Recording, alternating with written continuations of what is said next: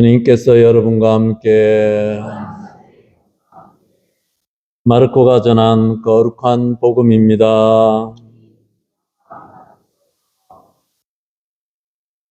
그때 예수님께서 베드로와 야고보와 요한만 따로 데리고 높은 산에 오르셨다. 그리고 그들 앞에서 모습이 변하셨다.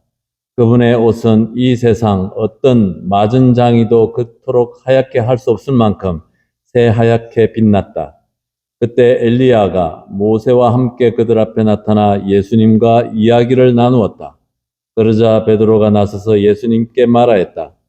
스승님, 저희가 여기에서 지내면 좋겠습니다. 저희가 초막셋을 지어 하나는 스승님께, 하나는 모세께, 또 하나는 엘리야께 드리겠습니다. 사실 베드로는 무슨 말을 해야 할지 몰랐던 것이다. 제자들이 모두 겁에 질려 있었기 때문이다. 그때 구름이 일어 그들을 덮더니 그 구름 속에서 이는 내가 사랑하는 아들이니 너희는 그의 말을 들으라 하는 소리가 났다. 그 순간 그들이 둘러보자 더 이상 아무도 보이지 않고 예수님만 그들 곁에 계셨다. 그들이 산에서 내려올 때 예수님께서는 그들에게 사람의 아들이 죽은 이들 가운데서 다시 살아날 때까지 지금 본 것을 아무에게도 말하지 말라고 분부하셨다. 그들은 이 말씀을 지켰다. 그러나 죽은 이들 가운데서 다시 살아난다는 것이 무슨 뜻인지를 저희끼리 서로 물어보았다. 주님의 말씀입니다.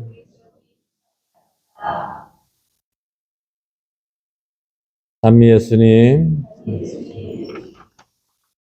네, 오늘 사순 제2주일입니다. 오늘 독서와 복음은 이 두 아들의 봉헌이라고 이름을 붙일 수 있겠습니다. 아브라함의 아들 이삭을 모리아 산에서 이렇게 제물로 봉헌하기 위해서 아브라함이 이삭과 함께 이렇게 모리아 산에 가서 봉헌하려고 하는 그 이야기와 또 이 예수님께서 이제 갈릴레아에서 이제 모든 활동을 마치시고 이제 예루살렘에 이제 봉헌되시기 위해서 죽임을 당하시기 위해서 올라가는 길에 우리가 흔히 거룩한 변모 사건이라고 하는 이 사건이 이렇게 드러나는 것이죠.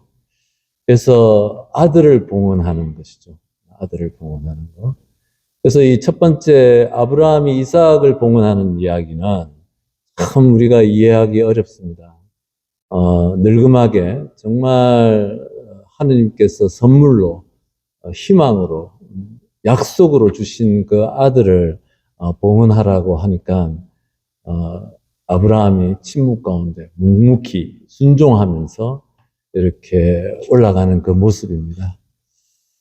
참 이해하기 쉽지 않은 이야기죠.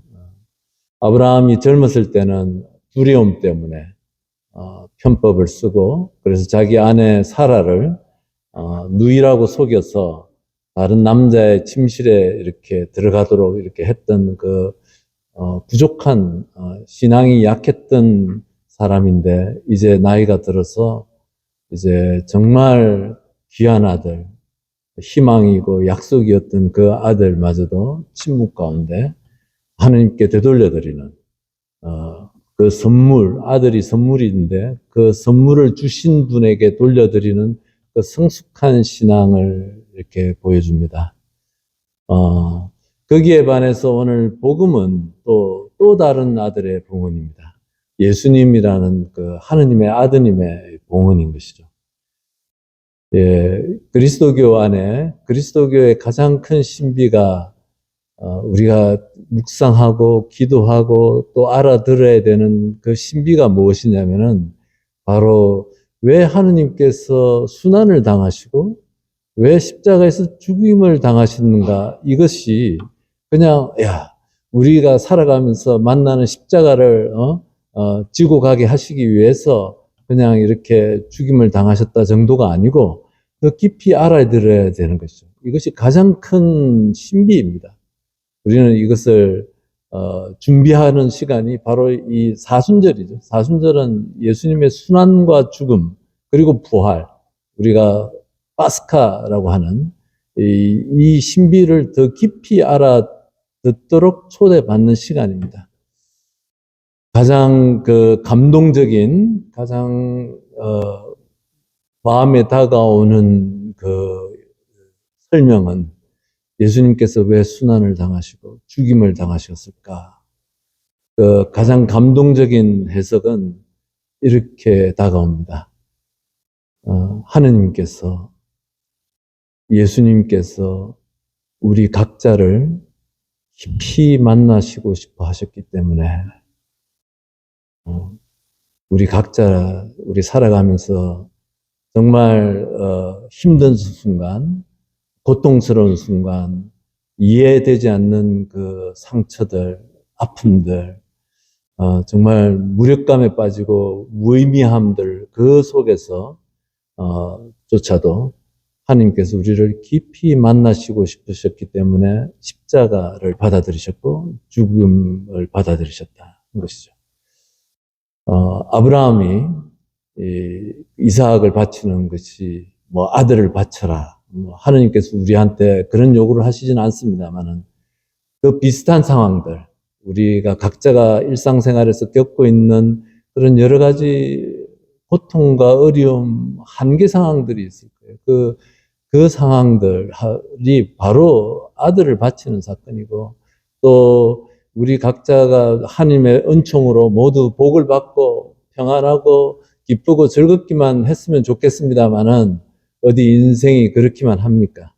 그리고 우리 인생의 그 행복과 불행을 나누는 가장 큰 것은 하나님 주시는 은총의 순간이 아니라 정말 고통스럽고 힘들고 무력감에 빠지는 이런 순간들이 우리의 행복과 불행을 결정지을 만큼 중요한 것인데, 그 순간을 하느님께서 당신의 외아드님을, 친아드님을 내어주셔서 우리가 그분을 그 순간에 깊이 만나도록 내어주시는 사건이 바로 순환과 십자가 사건이다라고 저는 이렇게 생각합니다.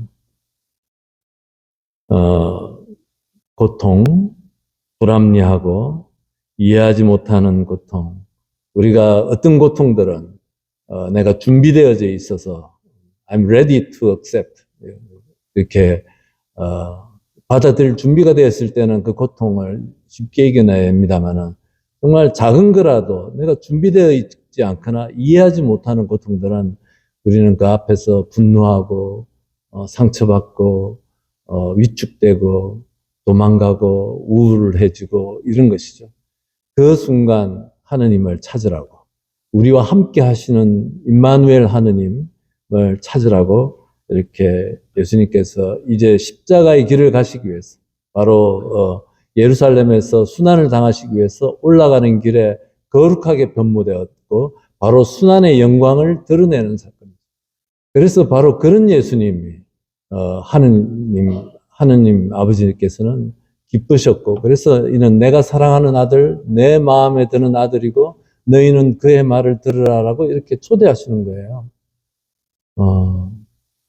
그냥 영광스럽고 힘을 드러내고 이런 분이 아니라 바로 우리와 함께하기 위해서, 모든 고통받는 사람들과 함께 하시기 위해서 스스로 십자가를 지시는 그 아드님이, 하느님 아버지는 마음에 드셨고, 그래서 이 하늘의 소리가 들린 것이죠. 내가 사랑하는 아들이니 너희는 그의 말을 들으라. 그리고 이는 내 아들이다. This is my son for you. Listen to him. 이거예요, 핵심이. 내 사랑하는 아들을 너희들을 위해서 주니까 그의 말을 들으라. Listen to him 하라는 거예요. 지난주 사순 제1주일의 복음이 하늘나라가 가까이 왔다. 회개하고 복음을 믿으라라고 했고, 오늘 다시 한번 하느님께서는 우리를 초대하시는 겁니다. 내가 사랑하는 아들이니 너희는 그의 말을 들으라라고 이렇게 초대하시는 것이죠. 사순절은 나 혼자서 결심해서 극기하고 희생하고 이렇게 하는 시간이라기보다는 전통적으로 교회는 그런 측면을 강조해 온 측면이 분명히 있습니다만은 그거보다 더 근본적으로는 바로 하느님을 바라다보고 예수님을 바라다보고 마음을 열어드리고 시간을 내어드리고 그래서 그분의 말씀을 듣고 그분을 주목하고 그분을 경청하고 하는 것이 이 사순절의 원래 목적입니다. 우리와 함께 하시기 위해서 또 우리를 깊이 만나시기 위해서 하느님께서 인간이 되셨고 그것도 제일 낮은 자리에서 부유에서 오셨고 또 이제 인간의 가장 고통스러운 순간마저도 우리와 함께 하시고 우리의 벗이 되기 위해서 십자가의 길을 가시고 죽음마저 받아들이시는 그 하느님의 사랑을 기억하고 그분의 사랑에 마음을 열어드리고 그분을 깊이 만나도록 초대받는 것이 사순절입니다. 저는 아무리 이 복음이 우리의 신앙이 또 미사 중에 여러분이 듣는 말씀들이 하나님께 마음을 열어드리라고 해도 우리가 그런 갈망을 가지지 않으면은 열어드릴 수가 없는 것입니다. 그래서 우리 하나님께 대한 갈망은 은총이다. 제일 큰 은총이 하나님께 대한 갈망을 갖는 것입니다. 그래서 미사 중에 우리 모두가 이 사순기간 동안에 특별히 하나님에 대한 갈망을 가질 수 있도록 또 예수님께 시간을 좀 더 내어드릴 수 있도록 그 말씀에 경청할 수 있도록 그 은총을 청하면서 미사를 계속합시다.